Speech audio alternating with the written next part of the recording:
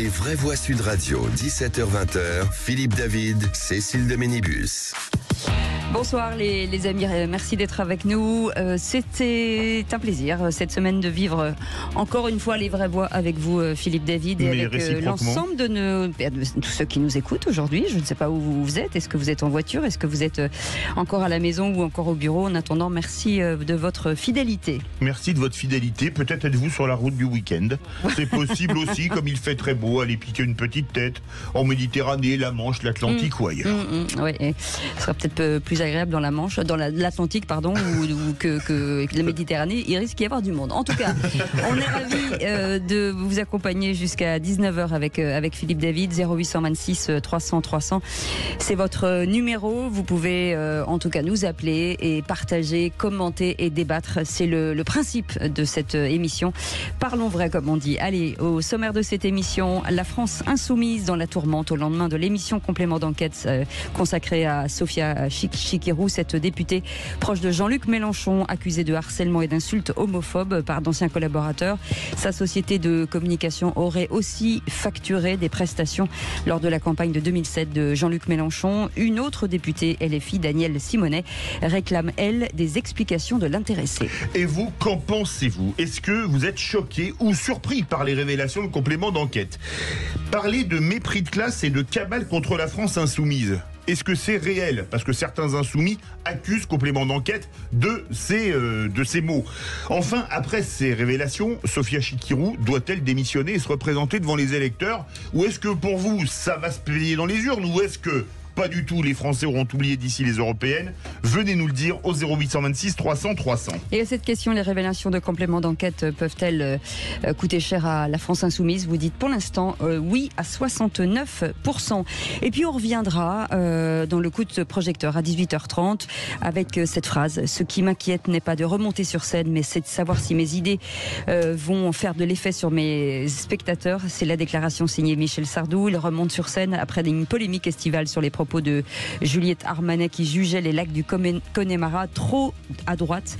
De Jean Ferrat à Cali en passant par Florent Pagny ou Pierre Perret, ils sont nombreux à avoir pris position pour des questions politiques ou sociétales, Philippe. Et vous, qu'est-ce que vous en pensez? Est-ce qu'un artiste doit se servir de sa notoriété pour porter des messages, qu'ils soient politiques ou sociétaux, ou est-ce qu'il doit rester neutre? Vous, ça vous intéresse ce que pensent les politiques? Est-ce que le rôle des artistes de s'engager politiquement? Venez nous le dire au 0826 300 300. Et à cette question, est-ce en tout cas aux artistes de s'engager politiquement? Pour l'instant, c'est un grand non à 78%. Bienvenue, c'est les vraies voix. On est ensemble jusqu'à 19h. Les vraies voix Sud Radio. Et aujourd'hui, pour en tout cas traiter ces sujets et parler de l'actu et débattre, Madi Saïdi est avec nous, conseillère en communication d'influence, auteur de Française venue d'ailleurs, publié chez Stock. Madi, bonsoir. Bonsoir. Comment ça va, Madi? Bonsoir, très bien. Et vous? Oui, très bien. Ça va? Oui, Mickaël Sadoun est avec nous, chroniqueur et consultant. Bonsoir, Mickaël. Bonsoir, Mickaël. Bienvenue. Très honoré d'être avec vous. Eh ben, nous aussi. Et Loïc Guérin, avocat Maître. pénaliste. C'est toujours bien d'avoir un avocat pénaliste à côté de soi. Oui. Bonsoir, Loïc. Bonsoir. Je sens qu'il y a des cadavres dans le placard. Non. Je suis avec un repris de justesse, Philippe David. Mettez-moi les menottes. Oui, c'est ça, vous aimez ça, grand fou. Comment ça va, les amis? Très bien, ça va. Super. Alors pour la petite info, ce qui est important de dire, Philippe, c'est qu'aujourd'hui c'est notre dernière dans ces studios. Absolument, Donc, parce qu'on déménage ce week-end. Il y a une émotion Il y particulière. a une émotion particulière, c'est la toute dernière dans ce studio et j'aurai une double émotion, vous permettez? Oui. Ce studio, celui qui était derrière, a été inauguré. C'était par moi-même et l'équipe de la Coupe du Monde 2018, le 15 juillet 2018, quand on avait gagné la Coupe du Monde.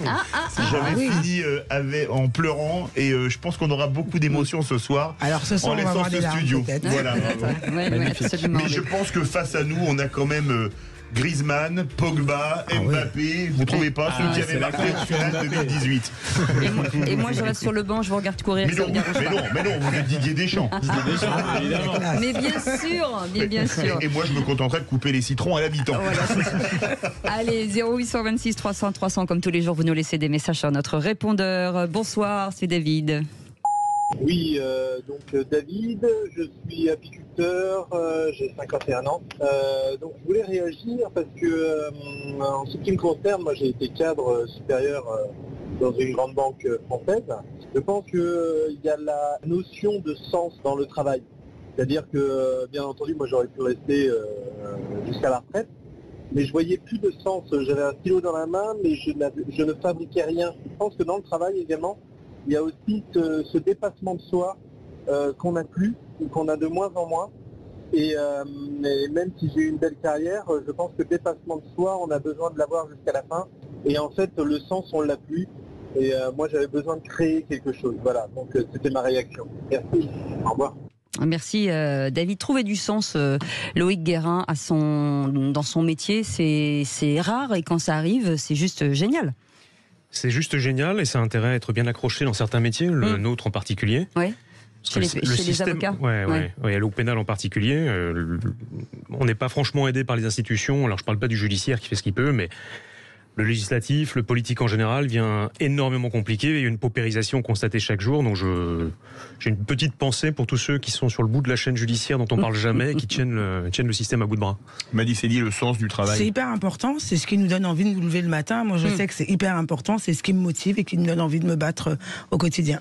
Alors que Michael Sadoun... Moi, c'est l'argent.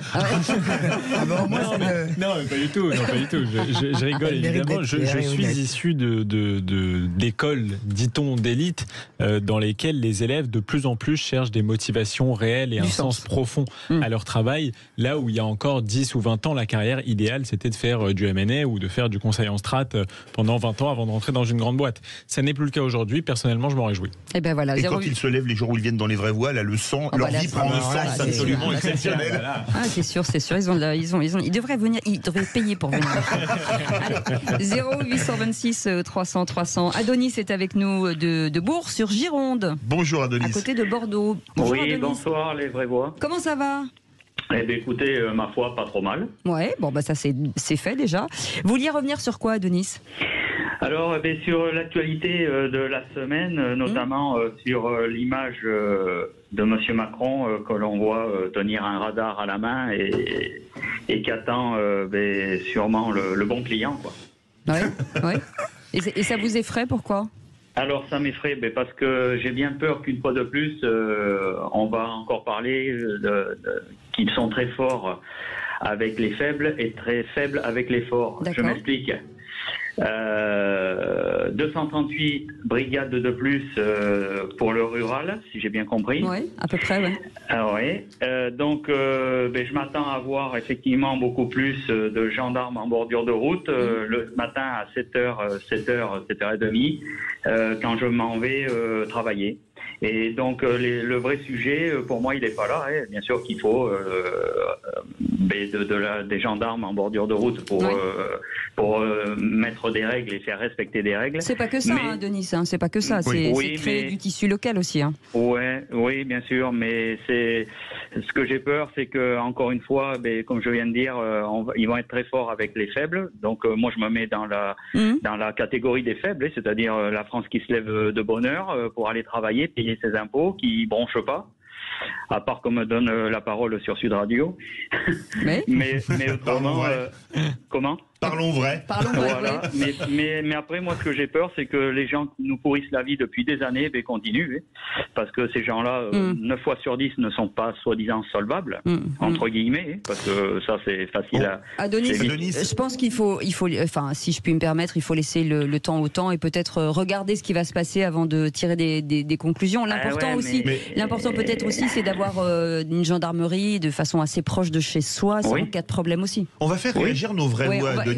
Bougez pas, Adonis. Les radars, beaucoup de gens ont dit sur les réseaux sociaux que l'image de Macron avec le radar laser, c'était une catastrophe. Bien sûr. Parce que dans l'esprit en matière de com, exactement, comme le dit Cécile, parce que c'est vraiment là la force contre les faibles. Vous roulez 10 à l'heure trop vite, vous allez payer et on vous fera aucun cadeau. Est-ce que vous êtes d'accord, Loïc Guérin? Alors, moins sérieusement, quand on le voit prendre, et pour rassurer l'auditeur, si toutefois c'est lui qui a appuyé sur le bouton et qu'il l'a pris, il aura probablement une cause de nullité à aller chercher, parce que je ne pense pas qu'il soit formé à prendre les gens, donc au moins à bon entendeur.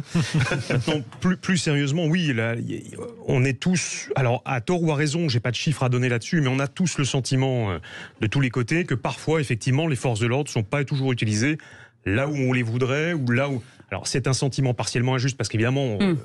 on n'a pas une appréciation complète et globale, mais peut-être pas totalement infondée. Il est vrai que la répression toujours plus forte des excès de vitesse peut parfois avoir comme conséquence l'absence de policiers à d'autres endroits.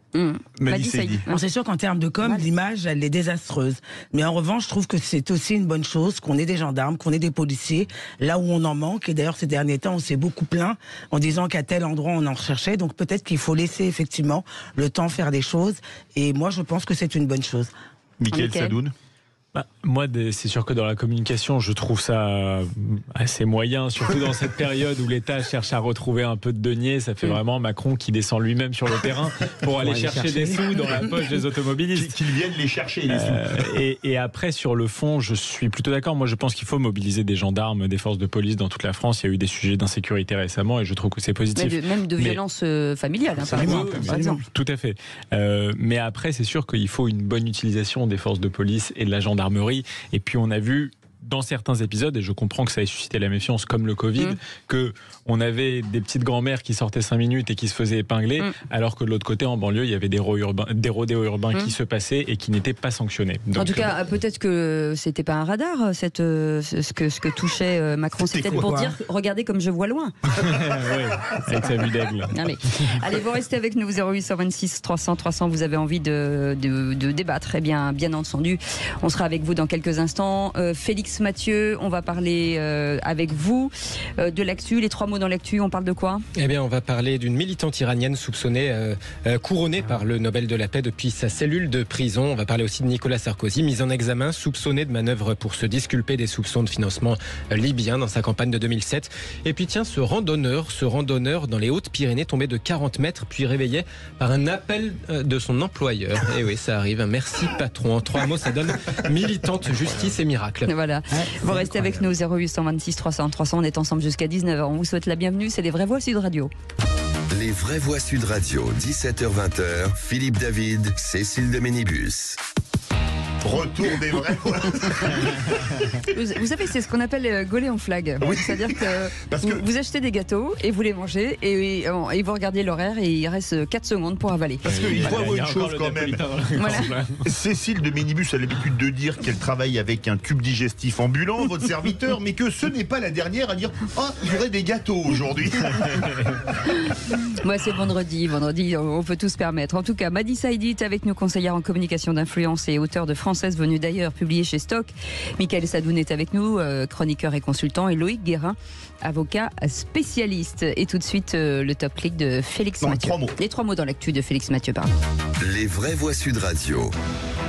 Et vos 3 mots dans l'actu, Félix, sont militante, justice et miracle. Elle se trouve actuellement dans une geôle de prison. Le prix Nobel de la paix attribué à Narges Mohammadi, militante iranienne des droits humains couronnée derrière les barreaux.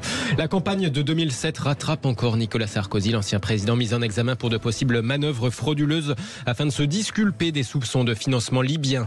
Et puis merci patron, dans les Hautes-Pyrénées, un randonneur belge chute de 40 mètres avant d'être réveillé par un appel de son employeur. Les Vraies Voix Sud Radio. Elle a été maintes fois condamnée et emprisonnée depuis 25 ans pour son engagement contre le voile obligatoire et la peine de mort en Iran. La militante et journaliste de 51 ans, Narges Mohammadi, reçoit le prix Nobel de la paix pour sa défense des libertés et des droits humains. La vice-présidente du Centre des défenseurs des droits de l'homme se trouve actuellement dans les geôles de la République islamiste. Alors, ce Nobel, il est salué par Elisabeth Trossel, porte-parole du Haut Commissariat aux droits de l'homme de l'ONU. Il est absolument clair que les femmes iraniennes ont été une source d'inspiration pour le monde. Nous avons vu leur courage et leur détermination face aux représailles, aux intimidations, à la violence et à la détention. Elles ont été harcelées pour ce qu'elles portent ou ne portent pas. Des mesures juridiques, sociales et économiques de plus en plus strictes sont prises à leur encontre. Cela distingue vraiment le courage et la détermination des femmes iraniennes et à quel point elles sont une source d'inspiration pour le monde. La porte-parole du Haut Commissariat aux droits de l'homme des Nations Unies, Elisabeth Trossel, avec la traduction d'Ottilie Pascal. Madi Saïdi, un prix Nobel, c'est pas une triste consolation. Depuis 13 mois qu'il y a des événements en Iran, on aurait préféré que le régime tombe, non ? Absolument, on aurait préféré que le régime tombe, mais c'est un symbole fort, je trouve. Je trouve que c'est un symbole fort qu'elle ait ce prix Nobel derrière les barreaux. C'est fort en termes de ce qu'elle envoie aux plus jeunes générations. Mickaël Sadoun ? Mais j'ai envie de dire, pour une fois, le prix Nobel de la paix récompense vraiment un combattant de la liberté. Ceci dit, il y a quelques années où je trouve que c'est mérité, mais les années où franchement c'est revenu à l'Union européenne, j'ai pas très bien compris. En l'occurrence, c'est sa récompense des combattants de la liberté, à l'instar d'Andrei Sakharov, par exemple, qui a été un des grands bénéficiaires du prix Nobel de la paix et aussi du prix Nobel de physique par ailleurs. Ce qui se passe en Iran est tout à fait inquiétant, et en même temps, je trouve qu'il y a une résistance de la jeunesse iranienne qui s'appuie sur un fond civilisationnel perse, etc. Qui ne fléchit pas en plus. Qui donne de l'espoir et qui ne fléchit pas malgré les répressions et malgré les condamnations. Je veux dire que l'Iran est le 2e pays au monde à condamner le plus de gens à mort sur Terre. Louis Guérin. Qu'elle est dans le même sens, évidemment. J'espère que ça va lui permettre d'éviter le pire du pire, parce que quand on est... sera-t-elle même informée, j'en doute fort. Parce qu'elle a encore 5 procès en cours. Voilà. Et j'espère simplement, enfin je crois qu'on a tous lu certains rapports de personnes qui avaient été détenues soit par des groupes terroristes, soit par des dictatures idéologiques ou religieuses, peu importe. L'attention de l'extérieur est toujours une condition sine qua non d'un meilleur traitement et puis d'une survie surtout. Ça vous évite de disparaître discrètement dans l'oubli. Et le deuxième mot est Libye. Nicolas Sarkozy est mis en examen pour manœuvre frauduleuse. Quand sa campagne victorieuse de 2007 rattrape encore l'ancien président. Si je suis président de la République, je dirai à tous les jeunes des quartiers difficiles que je vais les aider à trouver une formation et un emploi. Mais je leur dis que nul ne peut demander être aidé par la société s'il n'est pas capable de se donner par lui-même le mal nécessaire pour s'en sortir. Nicolas Sarkozy mis en examen dans l'enquête sur le financement libyen de cette campagne de 2007 et plus précisément dans l'enquête sur des manœuvres frauduleuses pour le disculper. L'opération Sauver Sarkozy, comme l'avait surnommé l'un des mis en cause. Les magistrats les soupçonnent d'avoir manœuvré pour obtenir la volte-face spectaculaire de l'intermédiaire Ziad Takieddine qui l'avait disculpé après l'avoir accusé. Soupçon aussi d'avoir voulu faire libérer Hannibal Kadhafi, le fils du colonel, pour obtenir des éléments permettant de le dédouaner. Nicolas Sarkozy est fermement décidé à faire valoir ses droits, établir la vérité et défendre son honneur, réagissent de leur côté les avocats de l'ancien chef de l'État dans un communiqué. Mehdi Seydi veut réagir a priori. Oui, absolument. D'ailleurs, je suis très nostalgique quand j'entends quand j'entends cette partie du message de Nicolas Sarkozy. J'ai été à tous les meetings, dont j'ai été à celui-là aussi. Donc, je suis hyper nostalgique. Mais c'est vrai que j'ai l'impression que ça ne terminera jamais. Ouais. À chaque fois qu'il ressort la tête de l'eau, il y a une nouvelle affaire qui sort. C'est juste interminable. Je crois qu'il faut être prudent avec cet enchaînement d'affaires judiciaires. Jusqu'à maintenant, il a quand même été prouvé. Je n'ai pas envie de m'exprimer, mais en tout cas, le passé judiciaire de Nicolas Sarkozy a montré qu'il avait des ennemis politiques qui avaient envie de se le faire, entre guillemets, par des moyens juridiques. Ça passe par Clearstream, ça passe aussi par cette juge récemment qui a jugé le procès Paul Bismuth, et dont on a découvert qu'en fait, elle avait des attachements politiques parfaitement anti-sarkozystes. Donc je pense qu'il faut avancer avec prudence. On a vu avec la résurgence de Bernard Tapie et la série Tapie comme la justice et la politique pouvaient parfois s'entremêler pour se mettre sur le compte de quelqu'un. Donc soyons prudents sur ces affaires. Loïc Guérin, la parole à la défense. Pour le coup, je serais moins pour la défense en l'occurrence. Évidemment qu'il faut être prudent. Évidemment que la présomption d'innocence vaut pour, en principe, tout le monde. Il semble qu'elle est d'ailleurs beaucoup plus agitée avec efficacité quand il s'agit d'hommes politiques que du lambda qui se retrouve devant un juge. Maintenant, je dirais surtout attention aux propos qui consistent à donner l'impression que la justice est politique. Elle ne l'est pas. Je pense qu'une part de la justice est politique. Elle ne l'est pas, et les fois où elle peut l'être, elle ne l'est pas de son propre fait, mais du fait du personnel politique qui systématiquement place le débat sur le terrain politique quand le judiciaire aurait pu être rendu beaucoup plus sereinement. Moi, je pense que Sylviane Houlette, comme la juge qui a jugé Nicolas Sarkozy, était politisée de leur propre fait. Elle n'est pas politisée de son propre fait, ce sont des activités syndicales, et le tapage médiatique qui est fait derrière, politique, qui est de bonne guerre, n'a pas la légitimité qu'on voudrait bien lui donner. Troisième mot, miracle. Dans les Hautes-Pyrénées, un randonneur belge chute de 40 mètres avant d'être réveillé par un appel de son patron. Merci patron. Bien joué. Ce jeune homme de 22 ans peut le dire, effectivement, merci patron, car après cette chute vertigineuse dans le massif de Campan, il a perdu connaissance. Il est même resté inanimé plusieurs heures toute la nuit jusqu'à l'appel de son employeur le lendemain. L'appel qui l'a réveillé, après quoi ce randonneur a pu retrouver ses esprits, appeler les secours. Une histoire rapportée par nos confrères de Radio France dans les Hautes-Pyrénées. Polytraumatisé en hypothermie, il a donc pu être hospitalisé à temps à l'hôpital de Pau. Mais c'est incroyable, ça me rappelle la pub qui dit « Faut rentrer, monsieur, maintenant ». Mais c'est dingue, mais la chance, comme quoi, hein Quand c'est pas votre heure, la preuve. Félix, alors l'histoire ne dit pas s'il l'appelait pour l'engueuler de son retard, mais bon, en tout cas, ça lui a certainement sauvé la vie. Oups, la boulette. Merci beaucoup, Félix Mathieu. En tout cas, dans un instant, après les révélations de compléments d'enquête diffusés hier soir sur France 2 visant Sophia Chikirou, alors que les proches de Jean-Luc Mélenchon font bloc à la base, et parmi les députés, certains demandent quand même des comptes. On va vous poser cette question. Est-ce que les révélations du complément d'enquête peuvent-elles coûter cher à LFI ? On va en parler entre autres avec nos éditorialistes du jour et Jean Garrigue, historien et président du comité d'histoire parlementaire. Bonsoir Jean Garrigue. Bonsoir. Merci d'être avec nous. Est-ce la fin de l'omerta pour la France insoumise ? Oui, on peut dire que c'est la fin de l'omerta. Tout ce qui était caché jusqu'à présent va se révéler. C'était déjà le cas il y a quelque temps, mais on a franchi un cap aujourd'hui. Restez avec nous, on en parle dans quelques instants. Vous voulez débattre 0826 300 300, cette plateforme d'opinion et de débat. Et pour vous, parlons vrai, c'est Sud Radio jusqu'à 19h. Et surtout, ramenez-nous des slips de bain, Philippe. Allez, avec nos éditorialistes du jour, Madi Saïdi est avec nous, conseillère en communication d'influence et auteur de Française venue d'ailleurs, publié chez Stock. Michael Sadoun est avec nous, chroniqueur et consultant, et Loïc Guérin, avocat pénaliste. Allez, tout de suite, le grand débat du jour. Les vraies voix Sud Radio, le grand débat du jour. En gros, Sophia nous disait qu'il n'y avait pas d'argent, que le mouvement n'avait pas beaucoup de sous pour faire cette campagne. Il fallait qu'on fasse une campagne à bas coût. On a accepté de faire des sacrifices en termes de niveau de vie, en termes de santé, pour se rendre compte derrière qu'en réalité, on avait servi à permettre à Sophia Chikirou de s'enrichir. En tout, plus de 136 000 € pour 10 mois de campagne. Sophia Chikirou qui se signe elle-même un chèque de 64 000 €, c'est sa signature. Vous ne pouvez pas à un moment donné dire que vous êtes bénévole et à un autre moment que vous ne l'êtes plus. Ça me semble être quand même quelque chose de scandaleux vis-à-vis du discours qui nous a été tenu et des valeurs qui sont défendues. Elle ne respecte pas les choses qu'elle dit défendre. Et Sophia Chikirou va devoir rendre des comptes, et peut-être même au sein de son propre parti. La protégée de Jean-Luc Mélenchon est accusée de harcèlement et d'insultes homophobes pour part d'anciens collaborateurs suite à la diffusion de l'émission Complément d'enquête. Le Monde affirmait que l'ancienne directrice de la communication du chef de file LFI pour sa campagne à l'élection présidentielle de 2017 pourrait être prochainement mise en examen pour escroquerie aggravée, Philippe. Et vous, est-ce que vous êtes choqué ou surpris par les révélations de Complément d'enquête ? Peut-on parler de mépris de classe ou de cabale, comme le disent certains responsables de LFI ?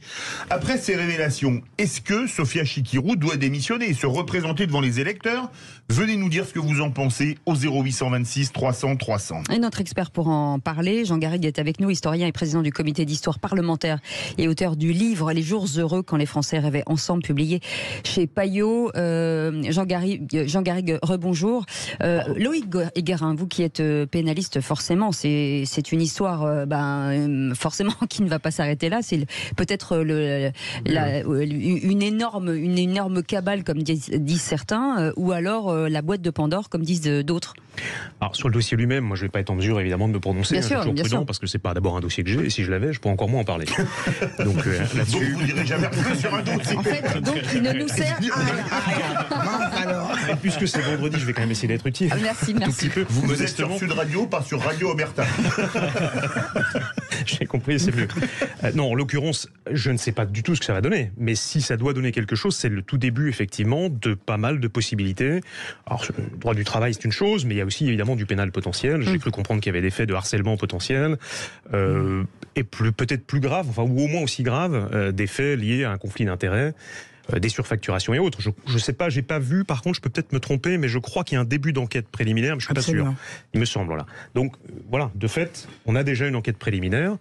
Reste à savoir comment elle va se dérouler et si elle se déroulera dans des délais qui sont autrement que ceux habituels. Alors, Michael Sadoun, il y a quelques instants, on revenait sur les déboires de Nicolas Sarkozy. Là, on a l'impression que finalement, on va chercher des poux dans différents partis, peut-être ? Oui, alors moi sur le côté rémunération au moment de l'élection présidentielle, on va voir si ça relève de la légalité ou pas, mais ce qui est sûr, c'est qu'il y a un problème général, moi je pense, de rémunération en politique. Il y a énormément de bénévoles qui s'engagent, il y a énormément de gens qui gagnent moins que ce qu'ils devraient compte tenu du temps passé à faire une activité qui contribue quand même au bien public, puisque la vie politique, c'est aussi un service public comme un autre, quelque part. Après, sur le côté révélation, enquête, les textos qui sont sortis, et dont certains assumés par Sophia Chikirou, je remarque quand même que c'est cette gauche qui parle toute la journée d'oppression, de méchants patrons, d'exploitation, qui est celle qui en fait exploite le plus, qui oppresse le plus, qui est la plus insultante. C'est cette gauche qui parle tout le temps de violence politique, de violence symbolique, au travail, dans la rue, qui est la plus violente en permanence. Donc je pointe simplement cette contradiction sans aller plus loin sur l'aspect légal. Voilà. Madi Saïdi. Je suis assez d'accord, et c'est d'ailleurs peut-être pour ça qu'elle tombera, j'ose espérer qu'elle tombera. C'est des donneurs de leçons, c'est des premiers à dénoncer le travail, les mauvaises conditions. Et en réalité, quand on gratte un petit peu, on se rend compte que c'est bien pire qu'ailleurs. Et c'est là où c'est gênant, c'est qu'on donne beaucoup de leçons, c'est faites ce que je dis et pas moi ce que je fais.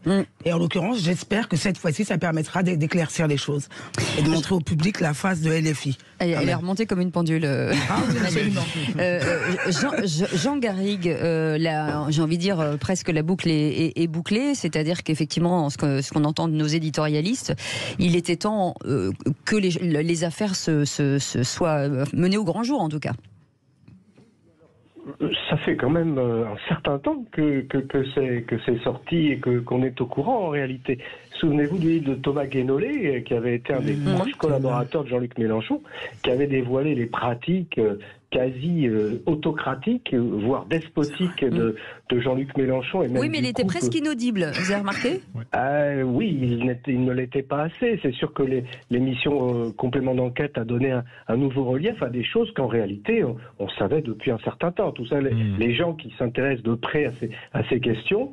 Je rappelle aussi d'ailleurs que lors de l'affaire Quatennens, une première fronde très, très, très dure a eu lieu au sein de la France Insoumise, que des gens comme Clémentine Autain et d'autres, même le couple Garrido-Corbière, ont été quand même un tout petit peu dans la révolte. Et puis c'est ce qui a donné d'ailleurs le nouvel organigramme de la France Insoumise entre les mains de Jean-Luc Mélenchon et de son homme lige, Monsieur Bompard. Donc voilà, il y a quelque chose là qui est en train d'exploser, c'est le népotisme de Jean-Luc Mélenchon et l'organisation extrêmement, j'allais dire, autoritaire, c'est le moins qu'on puisse dire, et évidemment avec ce soupçon de conflit d'intérêts qui fait quand même tâche pour un parti qui revendique d'être sans tâche et d'être un exemple pour les autres. Est-ce que finalement, Michaël Sadoun, lorsque Thomas Guénolé a commencé à expliquer ce qu'il vivait, est-ce que ça n'a pas été vécu comme une revanche, en fait, plutôt que de mettre au grand jour ce qui se passait dans le parti ? Est-ce qu'on l'a pas vécu ? C'est peut-être pour ça que ça n'a pas eu suffisamment de... Peut-être. Est-ce que les médias... L'amoureux est conduit qui se venge, quoi. Peut-être. Est-ce que les médias aussi se sont suffisamment penchés sur ces questions parce qu'il s'agissait de la France Insoumise ? Je n'en sais rien. Je constate simplement que ça n'aura pas, à mon avis, d'impact sur le regard que les médias ont sur la France Insoumise. Je pense que Mélenchon continuera d'être reçu en majesté à France Inter comme ça s'est fait récemment. Par contre, ça aura certainement une implication sur les électeurs, qui sont de plus en plus nombreux à considérer que la France Insoumise est un parti dangereux, et même plus dangereux que le Rassemblement National. Ça a aussi un impact sur la structuration du paysage politique. On savait la NUPS divisée, on sait maintenant que LFI est en train de se sous-diviser en plusieurs courants. On a parlé de la séparation ou de la mise à l'isolement de Raquel Garrido et d'Alexis Corbière. Il y a beaucoup de gens qui aimeraient voir Jean-Luc Mélenchon être déplacé de sa fonction, qui d'ailleurs n'est pas officielle et qui est totalement officieuse, et qui est relayée par les médias, par France 2, mais qui est réel. Mais qui est réel, bien sûr. Mais le leadership, quand il n'est pas assis institutionnellement, il est plus contestable. Donc je pense que c'est ce qui est en train de se passer. Peut-être est-ce une tendance naturelle de la gauche que de se sous-diviser tout le temps en sous-courant politique. Une remarque d'un auditeur très fidèle qu'on salue, Jackie Bordage, qui nous écrit sur Twitter. On va donner la parole à Loïc Guérin, que vous êtes avocat. Tous les politiques ont un boulet au pied. Ceux qui tombent sont souvent trop naïfs ou trop gourmands. Est-ce qu'à votre avis, en tant qu'avocat pénaliste, c'est vrai ou pas ? Et on demandera à Jean Garrigue, comme il est. Alors, il faut reconnaître, mais je parle moins en tant qu'avocat qu'en tant que citoyen, on a, et quelle que soit la couleur politique, il faut reconnaître, je le fais d'autant plus que je n'en ai pas, personnellement, donc je constate que à droite comme à gauche, on a un sérieux problème d'exemplarité dans ce pays, et que l'on a la fâcheuse tendance à toujours vouloir durcir les textes pour les gens d'en bas, c'est-à-dire les sans grade, et oublier un peu d'aider la justice à fonctionner quand on touche aussi aux personnes qui ont un certain pouvoir. Bon, c'est objectif. Jean Garrigue, qu'est-ce que vous pensez que ceux qui tombent, c'est souvent ceux qui sont trop naïfs ou trop gourmands? Vous qui êtes un éminent commentateur de la politique française, c'est vrai ou c'est pas vrai? L'un de mes livres s'appelait Les scandales de la République et j'ai raconté ça, d'ailleurs plusieurs fois été réédité. Je racontais les scandales depuis 150 ans et notamment depuis ce grand scandale qui était celui de la compagnie de Panama et qui avait corrompu 150 députés et sénateurs. Et figurez-vous que le seul qui a été condamné sur ces 150 députés et sénateurs, c'est celui justement qui a été trop naïf parce qu'il a avoué ceux qui avaient touché de l'argent. Tous les autres se sont rétractés et sont passés entre les mailles de la justice. Donc effectivement... En clair, on peut dire que ce député-là, dans l'affaire de Panama, c'est celui qui a porté les chapeaux.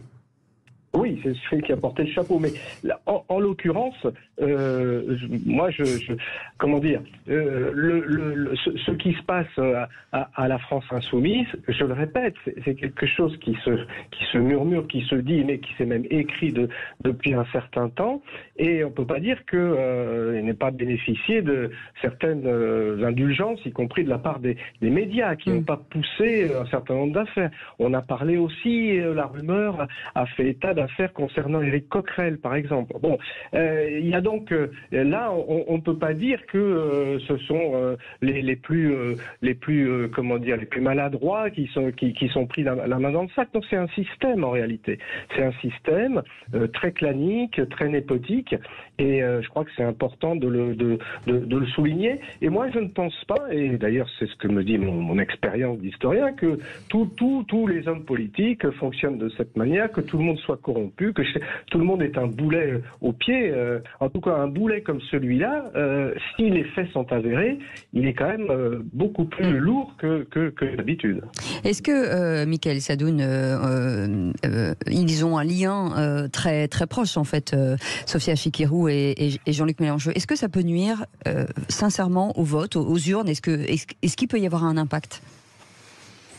Je ne sais pas. Ce qui est sûr, c'est que ça a toujours existé. Les relations intimes en politique ne datent pas. Non. Ce qui se passe là, le fait que il va certainement vouloir la protéger, donc forcément, ça aura un impact. Oui, mais après, moi, c'est plutôt quelque chose dont je fais grâce à Jean-Luc Mélenchon que de protéger ses amis et les gens qui lui sont proches. Il avait fait la même chose au moment d'Adrien Quatennens. Moi, j'aimerais qu'il fasse preuve de cette même humanité vis-à-vis de tout le monde, puisque tout le monde est faillible, tout le monde a le droit à l'erreur. Et je n'aime pas de manière générale la vindicte populaire et médiatique quand elle s'abat unanimement sur quelqu'un. Je remarque par ailleurs qu'elle s'abat unanimement beaucoup plus volontiers. Là, c'est une exception pour Sophia Chikirou. Mais sur les personnalités de droite, souvenez-vous quand même que Fillon... sur le fond de l'affaire, il n'y a pas grand-chose, si ce n'était que sa femme...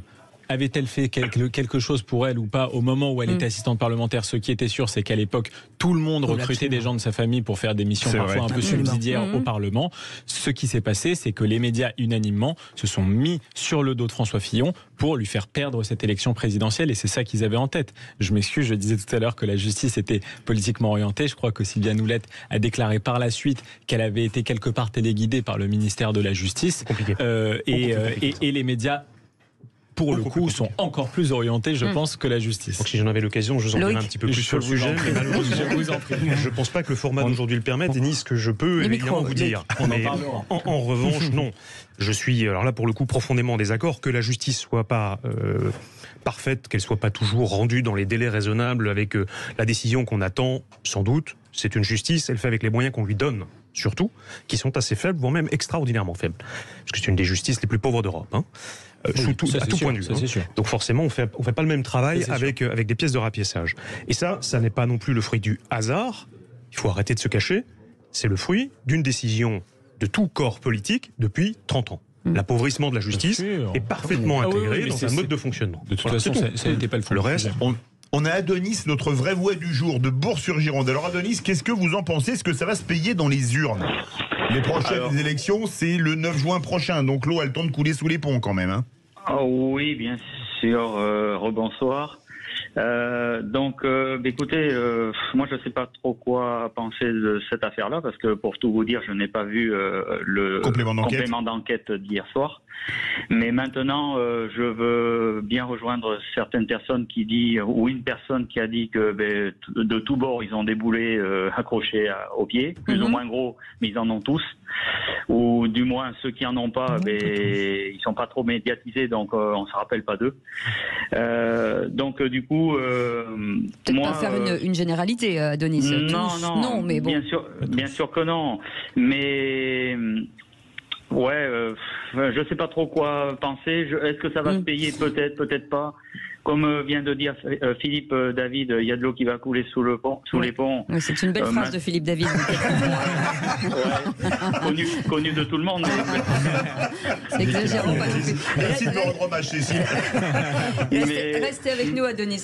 On va faire réagir Madi Saïdi. Est-ce que ça peut impacter? Soyons clairs. Est-ce qu'à un moment donné, ça déstabilise forcément? Tout dépendra, je pense, du traitement médiatique qu'aura cette affaire. Parce qu'effectivement, les élections, elles sont dans 7-8 mois. Est-ce que ça va durer sur la longueur? Tout dépendra. Est-ce que l'affaire judiciaire aussi, il y a aussi le calendrier judiciaire, mais effectivement, ça peut avoir un impact. D'autant plus qu'aujourd'hui, j'ai bien l'impression que beaucoup de gens découvrent le passé de Madame Chikirou, parce qu'elle était, faut pas oublier qu'elle était à l'UMP avant.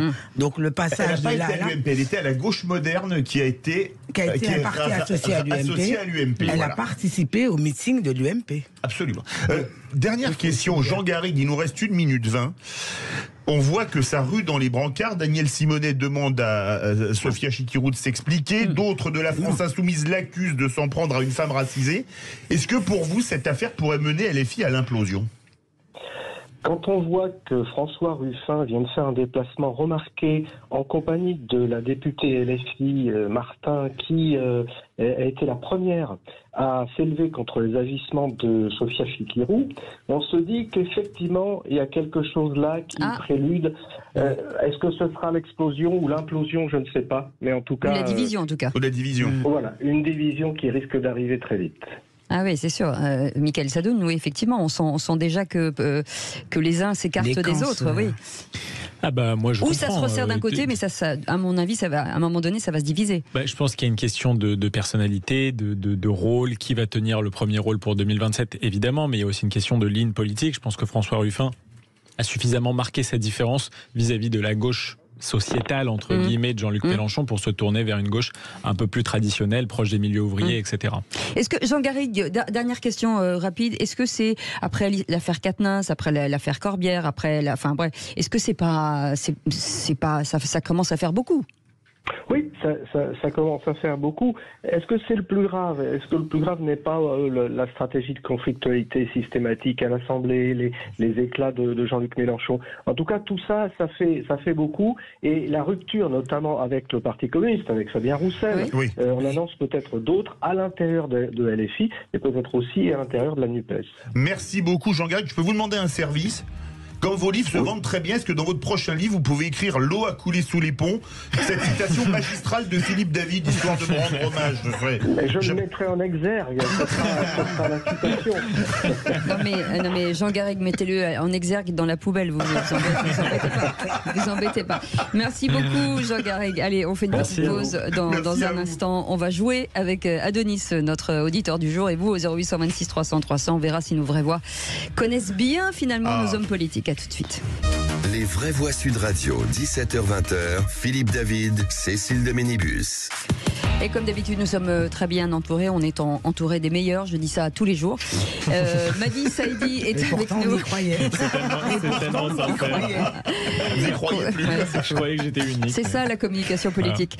Conseillère en communication d'influence, auteur de Française, venu d'ailleurs publier chez Stock. Michael Sadoun, chroniqueur et consultant. Et Loïc Guérin, avocat pénaliste. Vous avez remarqué, Philippe, il ne peut rien vous nous arriver. Ah non, c'est clair. On a des communicants, on a des consultants, on a des avocats. Là, c'est le moment de tout balancer. Allez, et avec Denis qui est avec nous. Tout de suite, le quiz de l'actu. Les vraies voix Sud Radio, le quiz de l'actu. Cher Adonis, alors vous savez que c'est à vous de répondre en premier et ensuite ce sera à nos vraies voix si toutefois vous ne trouvez pas la bonne réponse. Écoutez bien. Question, qui c'est qui l'a dit? Si le problème principal de l'école c'est l'uniforme, c'est pas Gabriel Attal qu'il fallait nommer ministre, mais Christine Cordula.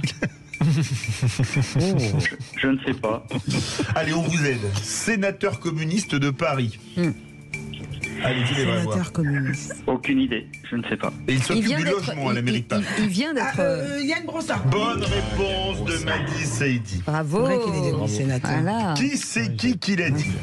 Le meilleur allié du Rassemblement national que je combats, c'est Jean-Luc Mélenchon. Je ne sais pas non plus. C'est un ministre. C'est un ministre. Gérald Darmanin? Non. Non. Ministre cher à Loïc Guérin. Dupond-Moretti. Bonne réponse. Là, je vous mets un point, mais... Cher, comment vous dites cher à son cœur, cher pécuniairement parlant. Allez, question, qui c'est qui l'a dit? Ce n'est pas mai 68 qui construit les valeurs traditionnelles, c'est le capitalisme. Un ancien ministre et surtout un intellectuel. Un ancien ministre de Édouard Philippe. Non. De l'Éducation nationale. Intellectuel. Jean-Pierre Chevènement? Non. Intellectuel.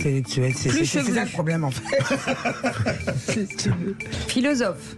Ah bah, Luc Ferry. Bonne réponse, il a été plus rapide, Mickaël Sadoun. Luc Ferry. C'est effectivement Luc Ferry. Qui c'est qui l'a dit? La plupart des juristes considèrent que si on veut faire un référendum sur un test sur l'immigration, cela veut dire d'abord qu'il faut faire une révision de la Constitution. Adonis. Alain Juppé. Non, c'est également un ancien Premier ministre. C'est ça. Et qui a la même coupe de cheveux. Non, mais vous devez répondre. C'est Laurent Fabius. Bonne réponse, Fabius. Laurent Fabius, le président du Conseil constitutionnel. Quand vous dites qu'il a la même coupe de cheveux, ça veut dire quoi? Fabius et Juppé, ils ont la même coupe de cheveux. Ils ont le même coiffeur. Dis donc, mais on se moque. Moi, je peux pas. Oh, la méchanceté, c'est fou. Allez, Adonis, écoutez bien. Qui c'est qui l'a dit? La France doit retrouver sa souveraineté et décider qui elle accueille et expulse. Marine Le Pen? Non. Aurore Berger. Bonne réponse de Madi Saïdi. Ministre des Solidarités et C'est très des intéressant familles. quand même que monsieur ait répondu Marine Le Pen et que ce soit Aurore Berger. Preuve que le paysage politique a bien changé. Absolument. Qui c'est qui l'a dit? Dernière question. Le temps n'est pas aux sanctions contre l'Azerbaïdjan. Aucune idée. On tape très haut là. Ouais. C'était ce matin. Dites un nom, Adonis. Le plus haut, au plus haut. Le plus haut. Le plus haut. Montez plus haut. Plus haut. Emmanuel Macron. J'ai peur qu'il dise Dieu. Mais moi aussi. Non, je pensais au capitaine de l'équipe de France de rugby. Ah oui, pardon. Ah oui, vous le voyez plus haut que Macron. Il faut qu'on vous parle. Merci Adonis. Qu'est-ce qui a gagné? Sous Dupont. Ouais. Alors juste un dernier mot. Oui. Que ce soir on ait un peu de joie. Oui. Alors, bien sûr, il ne faut pas non plus aller trop dans le catastrophisme, mais qu'on ait un peu de joie avec cette équipe de France, parce qu'on se retrouve vraiment dans leur façon de se comporter, de parler, on retrouve des valeurs. Et c'est sur Sud Radio ce soir en direct. Alors c'est match nul entre Mickaël et Madi et match nul entre Loïc Guérin et Adonis. Allez, vous restez avec nous dans une dizaine de minutes. Le tour de table de l'actu. Le tour de table de l'actu, Madi, avec vous, on parle de quoi? Alors, on va parler du retour de la notion de frontière. Mickaël Sadoun.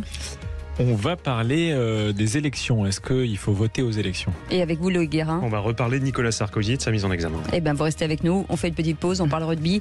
Et puis, on revient dans un instant. À tout de suite. Les vraies voix Sud Radio, 17h-20h. Philippe David, Cécile de Ménibus.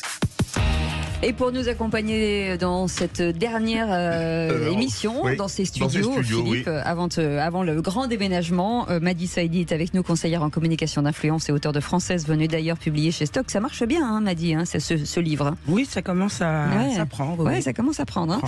Mickaël Sadoun est avec nous, chroniqueur et consultant, et Loïc Guérin, avocat pénaliste. Et tout de suite, le top clic de Félix Mathieu. Les vraies voix Sud Radio, c'est le top clic. Et un énorme loupé de la justice a interrompu le procès de Redouane Faïd. Le visage d'un accusé dissimulé a été diffusé par erreur sur un écran. Oui, le bug a eu lieu hier lors du procès du braqueur pour son évasion en hélicoptère en 2018. Après ça, finalement, ce matin, l'audience a été interrompue jusqu'à lundi, vu la stupeur provoquée par cette très grosse gaffe qui met en cause la vie d'un homme. Ce dernier comparaît donc dissimulé derrière un paravent car il a changé d'identité, il a changé de vie aussi après avoir, entre guillemets, balancé un ex-ami dans un dossier de double assassinat. Cet ex-ami qu'il a balancé, c'est une figure du grand banditisme corse. Il comparait lui aussi dans le box, car selon les révélations de l'homme dissimulé, eh bien Redouane Faïd aurait monnayé des tentatives d'évasion en échange d'assassinats ciblés contre un clan rival corse. L'interrogatoire donc de cet accusé dissimulé venait de commencer hier, quand des murmures ont commencé à monter dans la salle. L'image en gros plan de l'homme à la barre est apparue pendant plusieurs minutes sur les écrans de retransmission du public, c'est-à-dire il était derrière son paravent, mais il était filmé. Alors les proches de l'ex-ami qu'il avait balancé se sont même montrés très satisfaits de découvrir sa tête, d'après le reporter de l'agence France Presse qui assistait à l'audience. Les gendarmes et l'avocate de l'accusé ont donc fini par réaliser le problème. Ils se sont précipités pour tenter de le dissimuler, sauf que c'était trop tard, sans grand succès. Pire, après une suspension d'audience, la présidente a annoncé qu'une photo avait été prise et diffusée sur les réseaux sociaux. Elle a donc fait vérifier tous les téléphones du public par les gendarmes. Rien n'a été trouvé. L'interrogatoire avait repris hier, mais donc ce matin, l'avocate de l'accusé a obtenu le report. Elle dénonce un loupé inacceptable. Les enfants, l'épouse de cet homme ont également changé d'identité. Son épouse, désormais, est très inquiète forcément pour sa sécurité et pour celle de sa famille. Loïc Guérin, vous qui êtes avocat, c'est terrifiant. Un loupé pareil. Oui, c'est encore une fois, la justice est rendue par des humains, donc ça, aussi terrible que ça puisse être, ça peut arriver. Il y a malheureusement quelques loupés parfois, et c'est terrible évidemment pour la personne qui est concernée. Ah oui, c'est épouvantable. Ça fait froid dans le dos. Allez, autre sujet dans le top tendance ce soir, il est beaucoup question forcément de Sofia Chikirou et de Nicolas Sarkozy. Et oui, la députée insoumise dans la tourmente, vous en parliez au lendemain des nouvelles révélations de compléments d'enquête à son sujet. Son nom se trouve donc en top tendance, tout comme le nom de l'émission de France 2, Actu politico-judiciaire riche. Décidément, on trouve aussi parmi les sujets les plus évoqués ce soir Nicolas Sarkozy en tendance France, l'ancien président mis en examen donc dans l'affaire du financement libyen de la campagne de 2007.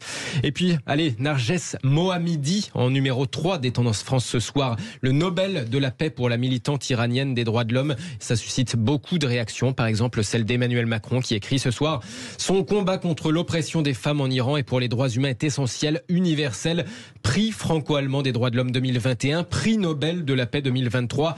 Toujours emprisonné, un symbole et un appel. Eh bien moi je vais vous parler d'une chose qui ne fait pas le buzz et je ne comprends pas qu'elle ne fasse pas le buzz. Ursula von der Leyen, la présidente de la Commission européenne, est aujourd'hui, ce week-end à Bordeaux, et aujourd'hui d'ailleurs, à l'université d'été, on va appeler ça comme ça, de Renaissance, le parti présidentiel. Alors où ça me pose question, franchement, c'est que des gens de Renaissance, et à très juste titre, parlent de purification ethnique pour ce qui se passe aux Arméniens du Haut-Karabakh, pour les Arméniens de l'Artsakh, alors que la même Ursula von der Leyen, c'est elle qui a négocié les contrats gaziers avec l'Azerbaïdjan. Elle n'a absolument pas, a priori, envie de revenir dessus, alors qu'elle pourrait, puisque un pays qui pratique une purification ethnique, je pense qu'on peut casser des contrats, mais a priori, ce n'est pas à l'ordre du jour. Alors, la visite crée une certaine gêne, puisque 5 députés et une députée européenne Renaissance ont écrit une lettre dans le Figaro à la présidente de la Commission européenne. Je vais vous donner leur nom: Bertrand Bouix, Guillaume Kasbarian, Nathalie Loiseau, Astrid Panossian-Bouvet, Anne-Laurence Petel, Sarah Tonzili. Une lettre qui restera, à mon avis, lettre morte pour des raisons de besoins énergétiques. Mickaël Sadoun, est-ce que là, on n'est pas vraiment dans la quintessence du en même temps ? Non, moi je pense que Ursula von der Leyen sert d'abord les intérêts allemands. Et que les intérêts allemands, pour le moment, sont du côté de l'Azerbaïdjan. Je pense qu'on se fait simplement une illusion en pensant qu'il y a un intérêt européen partagé. La France, et notamment la communauté arménienne, je pense que la France doit ça à la communauté arménienne, d'intervenir sur le terrain, essayer de protéger des populations qui actuellement sont persécutées. On l'a fait pour l'Ukraine, je ne vois pas pourquoi on ne le ferait pas pour l'Arménie, surtout compte tenu de la communauté exceptionnelle qui est en France et qui a beaucoup apporté à notre pays. L'Allemagne est dans un autre intérêt, on ne peut pas lui reprocher. Simplement, ce qui est dommage, c'est que nous ayons placé notre diplomatie sous l'autorité d'Ursula von der Leyen, qui, à mon avis, incarne tout ce que l'Europe a de cynique et d'inhumain. Madi Saïdi, si vous êtes d'accord avec moi que c'est quand même un peu vraiment le en même temps? On dit c'est un crime, mais on a que celle qui signe les contrats. Alors, je trouve que l'Allemagne défend à juste titre ses intérêts, parce que c'est aussi ça la diplomatie. Mais en revanche, je trouve qu'En Marche joue quelque part le en même temps. Au départ, on les a pas entendus, ils ont rien dit. Et à un moment, ils se sont dit qu'il faut peut-être qu'on réagisse. Et là, effectivement, donc on va intervenir en faveur de l'Arménie, mais en même temps, on reçoit Van der Leyen, quelque part, c'est toujours le en même temps. Ouais, et c'est peut-être un peu tard, surtout. Le Guérin, un mot? En un mot, je suis plutôt d'accord, effectivement, c'est malheureusement de la politique un peu de bas étage. Je suis assez d'accord sur le fait qu'on avait plutôt intérêt à reprendre notre souveraineté. Je suis plutôt convaincu également qu'on a été très naïf jusque-là dans l'approche européenne et que les Allemands ont joué leur carte bien mieux que nous. On ne peut pas effectivement leur en vouloir en tant que tel, mais en revanche, on peut en vouloir aux nôtres de ne pas avoir joué leur carte. Allez, vous restez avec nous dans quelques instants, le tour de table de l'actu de Nos Vraies Voix. Loïc Guérin, on parle de quoi avec vous ?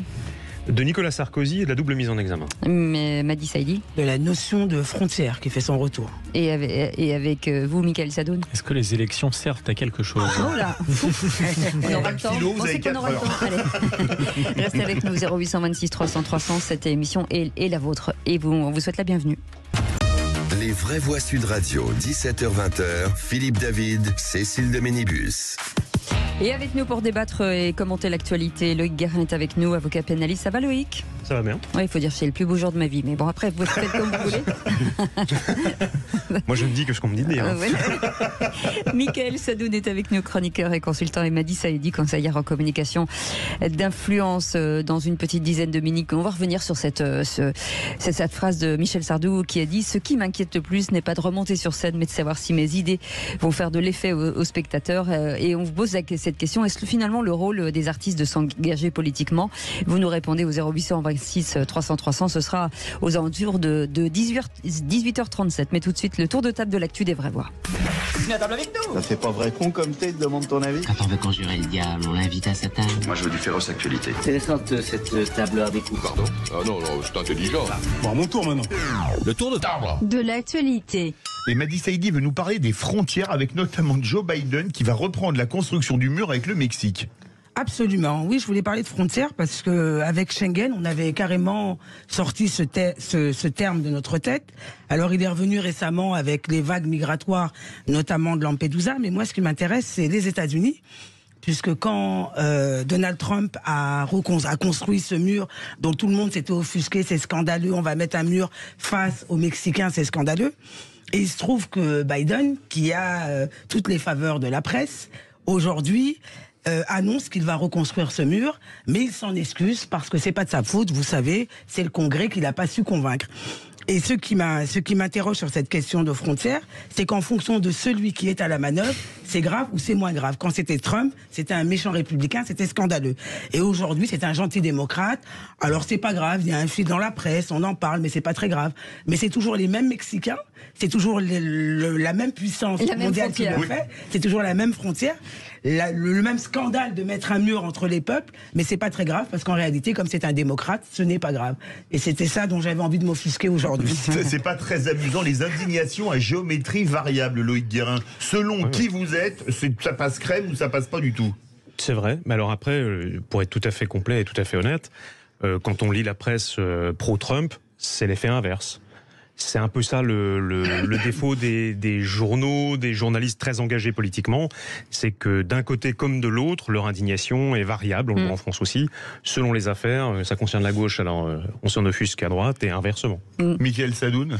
Oui, c'est évident qu'il y a un deux poids deux mesures entre la gauche et la droite. D'ailleurs, pour qu'un sujet soit vraiment traité, il faut que la gauche finisse par s'en saisir, ce qui est vraiment triste. On voit que sur la thématique de l'immigration, ça arrive petit à petit, mais ça fait à peu près 25 ou 30 ans que la droite en parle et que rien n'est fait sur ce sujet. Sur la laïcité, c'est exactement la même chose. Personne ne s'est offusqué de la multiplication des symboles religieux jusqu'à ce que Gabriel Attal, à un moment, prenne le taureau par les cornes parce qu'il venait de la gauche et que tout le monde finisse par applaudir parce que tout le monde est d'accord quand même sur ce sujet-là. Je trouve que c'est un peu triste. Regardez, même sur la notion de laïcité. Éric Zemmour a dit par exemple pendant des années que la notion de discrétion religieuse faisait partie de la laïcité. Que n'a-t-il pas été insulté pour avoir dit ça? Sauf que c'est Gabriel Attal lui-même qui, sur TF1, le soir où il annonce l'interdiction de la baya à l'école, remet cette notion de discrétion à l'ordre du jour. Donc moi j'aimerais simplement que les partis politiques collaborent de manière plus amicale et plus franche pour trouver des solutions en temps voulu. Exactement. Ouais. Absolument. Loïc, vous vouliez revenir sur la double mise en examen de Nicolas Sarkozy dans l'affaire de Mimi Marchand, par exemple. Oui, parce que même si on en parle beaucoup là depuis la mise en examen, c'est un dossier qui a été finalement assez discret dans la presse et qui mérite pas mal d'attention. Alors là aussi, précaution d'usage, c'est pas un dossier dont j'ai la charge, c'est pas un dossier sur lequel je me prononce en termes de culpabilité ou pas. En revanche, il mérite à mon sens, en tant que citoyen, une attention particulière. D'abord parce que c'est pas une énième vieille affaire qui ressort, c'est une affaire tout à fait récente, elle date de 2020, et qui s'est enquistée sur une affaire qui existait déjà, c'est le financement libyen, et avec M. Taqeddine, qui était entendu par des juges, qui à plusieurs reprises a confirmé les accusations portées contre M. Sarkozy, entre autres. On appréciera ou pas la validité de la chose au moment opportun, hein, et qui, très récemment, dans des conditions, on va quand même dire objectivement assez étonnantes, a décidé de revenir en arrière, puis je crois d'ailleurs qu'il est revenu finalement à sa position de départ. Et les conditions dans lesquelles il est revenu en arrière portent à question sur l'intervention d'un certain nombre de rouages politiques, y compris même d'ailleurs de la première dame de France, puisqu'elle-même est intervenue dans le dossier de manière assez étonnante. Elle ne le savait pas écouter, elle utilisait un téléphone à la bismuth. Elle était prise dans une conversation qui est quand même quelque peu gênante pour la première dame à l'égard du pouvoir judiciaire. Réaction. Réaction, moi je ne connais pas très bien cette affaire, je vais donc m'abstenir de rebondir dessus. Une fois de plus, je suis dans la prudence et j'écoute ce qui a été dit. Madi Saïdi. Je ne sais pas à quoi en dire. C'est vrai que judiciairement parlant, on a des brides là et là, donc je juge pas l'affaire, mais c'est vrai que concernant le retournement de face de veste de Taqeddine, la question se pose. J'ai une question à l'avocat là, pas sur l'affaire Sarkozy, mais s'il a plusieurs condamnations avec sursis qui s'accumulent, est-ce que le sursis saute et devient de la condamnation? Parce que c'était une discussion qu'on avait tout à l'heure. C'est très simple. En pénal, rien n'est jamais très simple, mais c'est relativement simple.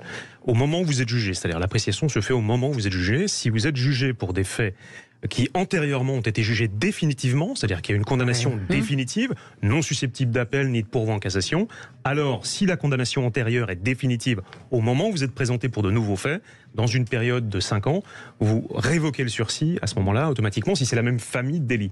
Vous avez une condition cumulative. Voilà. Donc la question est, est-ce qu'il y a condamnation définitive au moment où les faits nouveaux ont été commis? Au moment où les faits ont été commis. D'accord. Important. Et il faut que ça soit la même famille. Exactement. Oui. Alors après, la jurisprudence est parfois un peu répressive et elle considère assez vite qu'on fait partie de la même famille. Mais comment garder dans ces affaires la tête froide en fait? Comment ne pas être finalement orienté? Comment quand quelqu'un est nourri par de multiples affaires, ça devient compliqué pour l'appréciation. C'est-à-dire que. Non, je crois pas. Les juges font ça tous les jours. C'est leur métier. Donc, évidemment, un personnage politique... Non, mais vous le dites vous-même, la justice, comme dans tous les métiers, elle est humaine. Donc, forcément... Oui, elle est humaine, mais elle est tenue, d'abord, parce que tout le monde est défendu. Et vous imaginez bien qu'à ce niveau-là, les confrères qui sont choisis ont les moyens de travailler la défense. On n'est pas sur de la comparution immédiate avec pas de moyens et un bout de ficelle. Là, on a quand même le temps de travailler. Et parfois même, il faut reconnaître que ça retarde peut-être un peu trop parfois les procédures, si bien qu'elles arrivent... C'est le jeu, hein. En défense, je fais exactement la même chose, pour être honnête. Le problème, en revanche, c'est qu'on prend un temps phénoménal pour arriver au bout de ce genre de dossier complexe, et je ne pointe pas du doigt qui que ce soit, mais c'est juste très très long, trop long, pour tout le monde d'ailleurs, pour les personnes mises en cause, comme pour les personnes on oublie, Non, c'est que les procédures sont lourdes, les moyens sont pas à la hauteur, faut être honnête. Une commission rogatoire, quand elle est simple, elle met déjà 9 mois, 12 mois, quand elle revient. C'est-à-dire qu'un juge qui interpelle un policier en disant « faites telle et telle diligence », quand il a un retour sur 12 mois, on est content. Dans des dossiers comme ça, s'il y a de l'international, avec des pays qui coopèrent pas toujours, les traductions de l'intégralité des documents 2-3 fois de suite, vous en avez pour 5 ans pour une commission rogatoire. Enfin, j'exagère à peine. Hein. Donc, c'est vraiment très lent et je pense qu'il faudra un jour que, et là, je rejoins, les classes politiques, mais c'est difficile parce qu'elles n'ont pas nécessairement envie de voir la justice fonctionner très bien, forcément. Pourquoi vous dites ça? Je constate objectivement que c'est pas nécessairement le premier budget qui vient, à part la pénitentiaire. Mais il faudrait peut-être réformer tout ça pour faciliter les choses, tout en gardant les droits de la défense, évidemment. Merci beaucoup, Loïc Perrin. De Michael Sadoun, on parle de quoi avec vous dans quelques instants? Les élections servent-elles à quelque chose? Oula, vaste sujet. Allez, on en parle dans un instant. On vous souhaite la bienvenue, on est ensemble jusqu'à 19h. Et n'oubliez pas qu'à 19h, il y a du rugby. À tout de suite. C'est une petite séquence qu'on aime bien et qui s'appelle le tour de table de l'actu. Ça nous permet, en tout cas, dans les vraies voix, vous êtes avec nous depuis 17h jusqu'à 19h, de faire le tour, effectivement, des sujets qui intéressent nos éditorialistes du jour, puisque Madi Saïdi est avec nous, et puis Mickaël Sadoun aussi, et le pénaliste Loïc Guérin, pardon. Et vous pouvez nous appeler au 0826 300 300. Mickaël Sadoun, dans ce tour de table de l'actu, vous vouliez revenir sur le vote, en fait. Est-ce que le vote sert encore à quelque chose ? Et oui, c'est une question qui se pose, puisque Anne-Elisabeth Lemoine, dans son émission, a dit hier soir, je crois, à Laurent Fabius, que les Français avaient envie de recourir beaucoup plus au référendum et qu'ils avaient même envie d'élargir les motifs de vote référendaire. Ce à quoi Laurent Fabius a répondu, je cite texto, « Les gens n'ont pas le sentiment que ce qu'ils veulent est pris en compte ou que les élections servent à quelque chose. » Alors ça, on ne peut qu'abonder dans son sens. Les élections, qui sont le symbole par excellence de la démocratie, sont de plus en plus déconsidérées par les Français. En témoigne le record d'abstention d'élection en élection. Mais les raisons sont importantes de cette abstention et de cette désaffection vis-à-vis de la politique. Parce que Laurent Fabius en est partiellement responsable, on va le voir. D'abord, la déformation des élections par la diabolisation de certains partis et de certains candidats. On remarque à chaque fois que les élections arrivent, la machine médiatique se met en branle, soit judiciairement, soit sur la morale, pour descendre des candidats qui pourtant ont leur mot à dire. Et je pense que le débat serait d'autant plus intéressant. Ou les empêcher. Bien sûr, ou les empêcher. Je pense que le débat serait d'autant plus intéressant si on se passait de ce genre d'affaires médiatiques ou de moraline passagère en général, puisqu'après les élections, toutes les suspicions sont abandonnées, les procès se révèlent, ils sont... Bon, bref. Donc, première chose. Deuxième chose, je pense que les Français ont bien compris que la France s'était débarrassée d'une partie de sa souveraineté et que quand ils votaient aux élections, ils ne votaient pas vraiment pour les décisionnaires, puisqu'aujourd'hui, il y a évidemment beaucoup de lois qui sont des transcriptions des normes qui sont produites par l'Union européenne, et que en cette matière-là, en tout cas, il n'y a pas beaucoup de sources de légitimité démocratique à Bruxelles, à Strasbourg un petit peu, mais le Parlement européen a un pouvoir quand même limité dans le fonctionnement de l'Union européenne. Donc Laurent Fabius a raison. Les gens pensent de plus en plus que la démocratie et les élections ne servent à rien. Moi, je pense qu'il en est en partie responsable. Alors, il y a une utilité quand même du vote, parce qu'il faut dire aux gens d'aller voter et de continuer d'aller voter, c'est que le vote a le mérite de mettre des sujets sur la table. On n'a jamais autant parlé d'identité, d'immigration, de laïcité, de sécurité que depuis que les gens votent pour Marine Le Pen. C'est peut-être malheureux de le dire ainsi, mais c'est comme ça. Madi Saïdi. Vous n'avez pas de micro. Il est ouvert maintenant. Non, il faut appuyer sur le rouge. Voilà. Ok. Oui, je voulais dire, je suis assez d'accord. Je trouve que ces dernières années, il y a une espèce de prise de conscience de l'acte politique. Pendant longtemps, les gens allaient voter en se disant on vote parce qu'on va changer nos vies. Et aujourd'hui, il y a une prise de conscience depuis 2, 3, peut-être même 5 ans, que finalement, on vote, mais est-ce que ça nous sert à quelque chose ? Parce qu'en réalité, c'est pas notre président de la République qui est à la main, c'est plutôt Bruxelles, c'est plutôt en Europe. Et ça, je trouve ça dommage, mais effectivement, il faut toujours continuer à voter, c'est hyper important. D'abord, c'est un acte citoyen, moi je l'ai toujours fait, mais ça a effectivement le mérite peut-être de mettre en lumière des sujets nationaux dont on parle pas, et on a quand même nos réalités nationales qui souvent sont différentes des réalités européennes. Donc je crois que le vote est encore important. Là, on va le voir d'ailleurs avec l'Union européenne, et d'ailleurs ça va peut-être être un vrai examen. Est-ce qu'aujourd'hui les gens vont aller voter parce que là il y a un vrai enjeu électoral. Bien sûr. C'est plus national, et peut-être que leur vote permettra de faire bouger les choses, parce que ça se décide aujourd'hui à Bruxelles. Est-ce que Loïc Guérin, est-ce que le vote alors c'est que ce soit pour son maire, pour un sénateur, enfin pas pour un député, pour un président, elle a pas la même valeur, il n'a pas la même valeur ce vote, forcément. Alors la valeur politique ou la valeur donnée par l'électeur, c'est pas nécessairement non plus les mêmes critères. Le vote pour le maire, évidemment, d'ailleurs ça se rejoint, c'est une grande valeur parce que c'est quelqu'un qu'on connaît, qu'on voit, qu'on côtoie, qui prend des décisions, même si là aussi on a quand même pas mal dilué les responsabilités avec les communautés de communes qui font pas mal de dégâts, je trouve. Avec un effet qui n'est pas toujours là où on l'attendrait, c'est-à-dire que les baisses de coûts, je ne suis pas sûr que ce soit tout à fait constaté. Moi, en tant qu'élu, ancien élu local, j'ai constaté qu'il n'y avait pas grand-chose et que ça permettait surtout d'esquiver les responsabilités en disant c'est pas nous, c'est la communauté de communes. Donc, et je suis malheureusement, alors en tant que citoyen, cette fois-ci tout à fait en tant que citoyen, j'ai un peu le même constat, c'est-à-dire que l'offre politique, il faut quand même reconnaître qu'elle n'est pas en train de s'enrichir, me semble-t-il, ni par le niveau des interventions, ni par l'intégrité ou l'exemplarité donnée sur tous les sujets. Donc forcément, c'est pas un produit qui se vend facilement maintenant. Et je suis tout à fait d'accord, la perte de souveraineté, c'est non seulement vous avez des gens qui sont moins sexy, si vous me passez l'expression, mais en plus qui vous disent j'ai pas de pouvoir, c'est de toute façon à Bruxelles. Donc faire l'effort de voter en voyant que les changements sont à peu près invisible pour les lecteurs. Concrètement, les décisions sont globalement les mêmes. Je comprends que les gens en aient un peu marre. Et merci. J'ai envie de contrebalancer juste ce constat en disant quand même aux gens d'aller voter. Je veux pas caresser la chansonniste dans le sens du poil.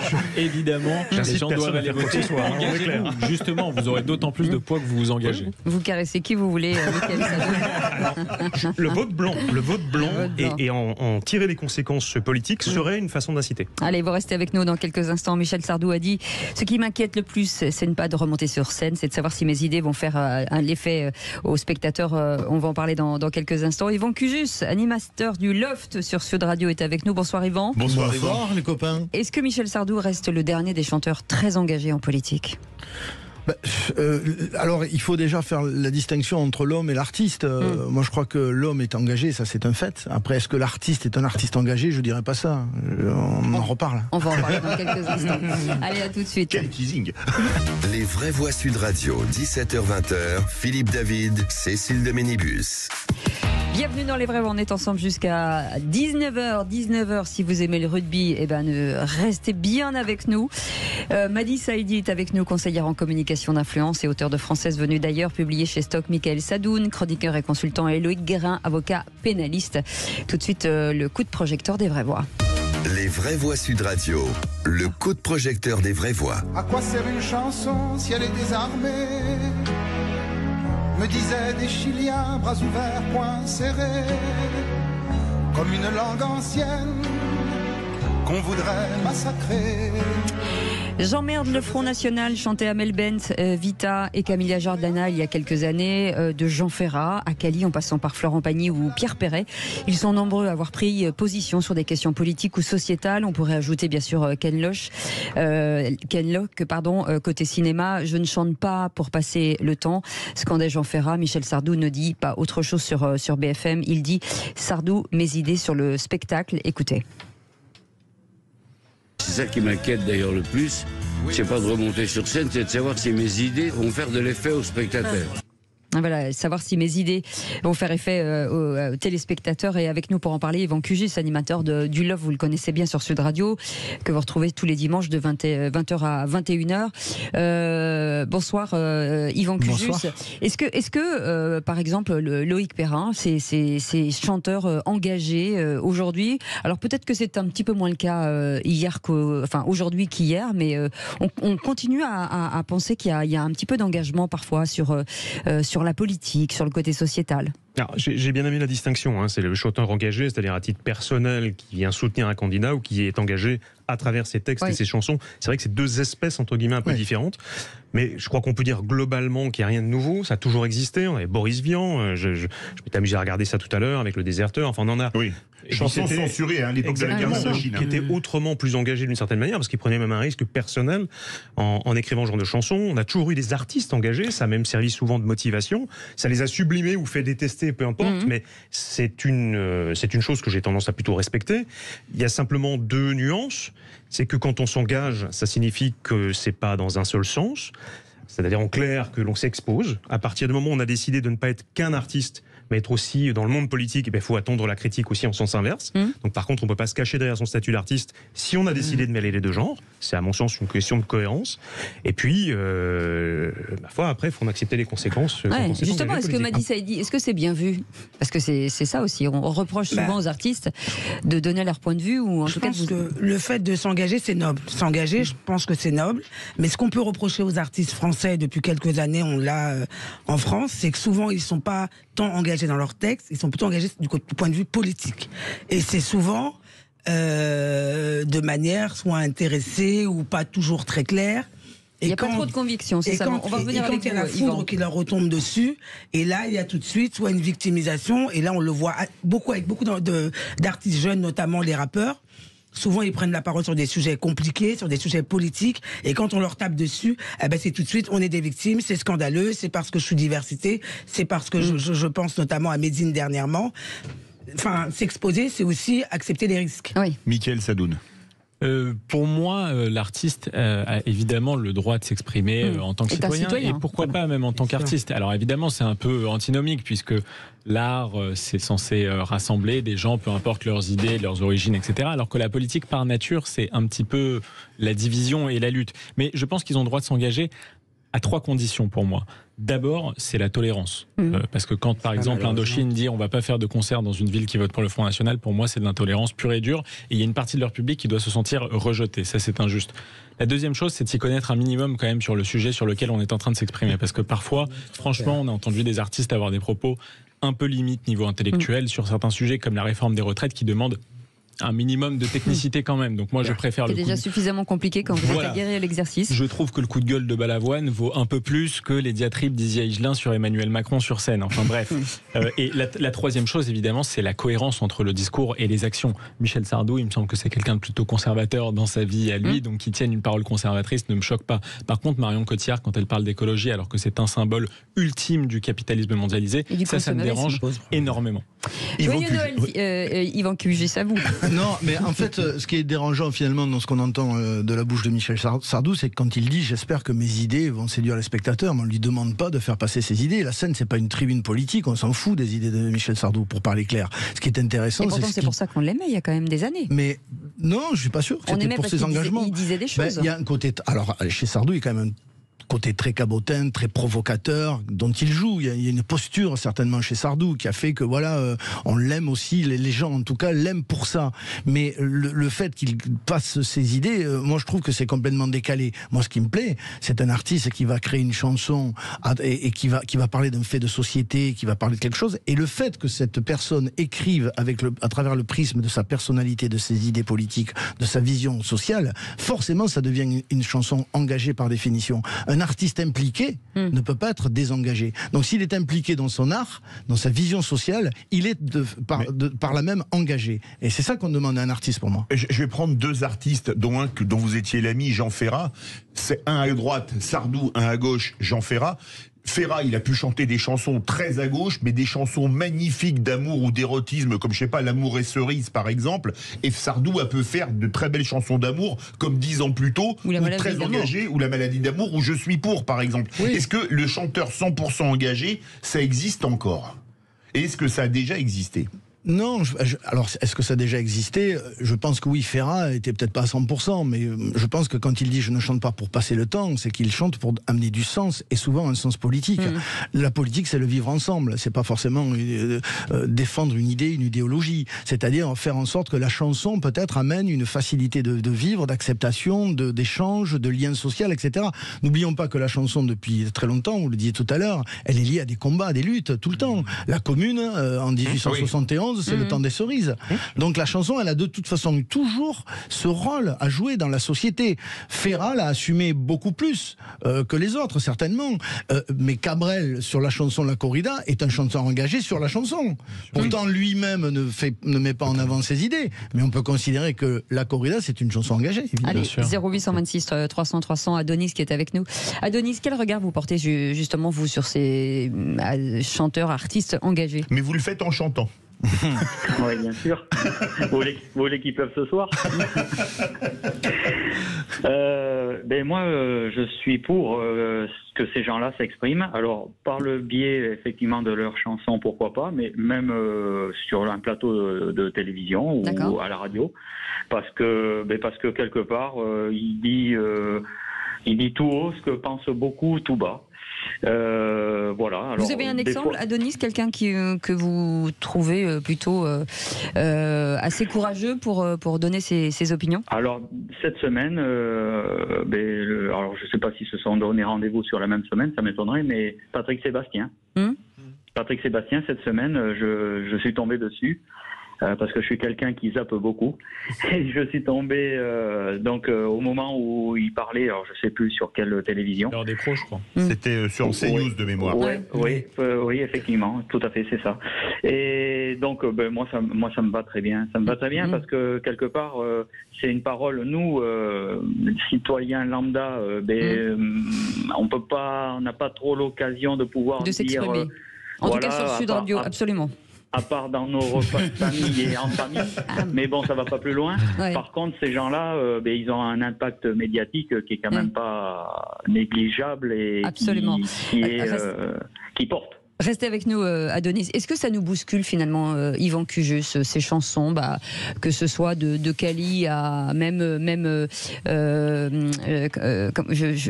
celui qui slame, je suis fatiguée. Grand corps malade. Il y a des mots dedans qui résonnent forcément chez nous, qui nous font réfléchir, qui ne sont pas hyper engagés, mais il y a quand même des choses quand même. Je fais écho à votre très bon choix de la chanson Utile de Julien Clerc. Oui. Voilà, à quoi ça sert une chanson? Ça sert à émouvoir, ça sert à faire bouger des choses, évidemment. Donc l'acte de chanter, c'est pas un acte anodin. L'acte de cette expression poétique populaire qu'on appelle la chanson, c'est quelque chose qui est important dans notre tradition à nous. C'est un cri. Je ne suis qu'un cri. Tiens, Ferrat chantait également. Absolument. C'est un acte fort. Donc, c'est une tradition chez nous aussi. Cette expression par la chanson, c'est quelque chose qui a véhiculé beaucoup de choses, de l'émotion, de l'engagement. Et je crois que moi, une chanson fait bouger les choses. Je crois que c'est pas pour rien que dans les manifs, on entend des chansons qui relient les gens. L'hymne national, j'allais dire. Exactement. Dans les matchs, il y a quelque chose qui fédère. Et donc, cette chanson, elle est utile. Cet acte de la chanson, il est très utile et il fait évidemment bouger les choses. Après, je voulais juste te dire un truc, c'est que aujourd'hui, on est dans une époque où cette chanson a beaucoup évolué. On est dans une chanson urbaine qui est souvent dans le premier degré, dans quelque chose de très direct. Alors que dans les années 50, dans les années 60, il y avait un acte poétique qui donnait un peu de recul et qui avait le souci de l'esthétique. Aujourd'hui, on est moins dans le souci de l'esthétique. On est dans un souci d'impact, comme ça, direct, où ça doit faire. C'est quand même aussi, il faut tenir compte de l'époque et de toute l'évolution de la chanson. Merci beaucoup, Yvan Cujus. Vous vous retrouvez sur dans le loft. Le dimanche de 20h à 21h. Hubert Félix Thieffen, je crois que ça a avancé à cause du rugby, c'est à 15h. Oui, parce que ça dépend des matchs de rugby. Et on va vous retrouver sur scène aussi, parce que c'est important de le dire.